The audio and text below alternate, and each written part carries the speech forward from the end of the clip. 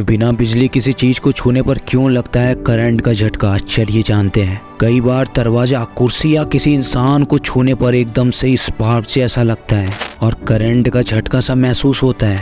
इसके बाद तो उस चीज को छूने में भी डर सा लगता है। सर्दियों में तो अक्सर ये लोगों के साथ होता रहता है। आपके साथ भी कभी न कभी ऐसा जरूर हुआ होगा, लेकिन क्या कभी ये सोचा है कि आखिर ऐसा होता किस वजह से है? इसके पीछे भी वैज्ञानिक कारण छिपा हुआ है, आइए जानते हैं।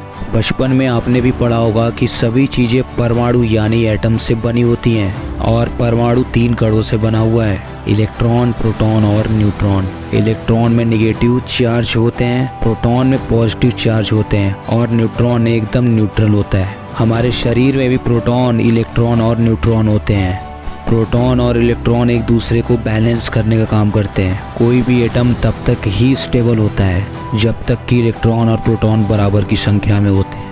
मौसम में बदलाव होने के कारण छूने पर हल्के झटके या करंट की घटनाएं और ज़्यादा बढ़ जाती है। इसका कारण है कि सर्दियों के मौसम में नमी कम हो जाती है और ड्राइनेस बढ़ जाती है। ऐसे में इंसान की स्किन की सतह पर इलेक्ट्रॉन आसानी से जमा हो जाता है। नेगेटिव चार्ज वाला इलेक्ट्रॉन जब पॉजिटिव चार्ज वाली वस्तु या व्यक्ति के संपर्क में आता है तो स्पार्क की आवाज़ होकर हल्का करंट महसूस होता है, जबकि गर्मियों में ऐसा बिल्कुल नहीं होता है, क्योंकि मौसम में नमी होने के कारण इलेक्ट्रॉन स्किन पर आसानी से जमा नहीं हो पाते।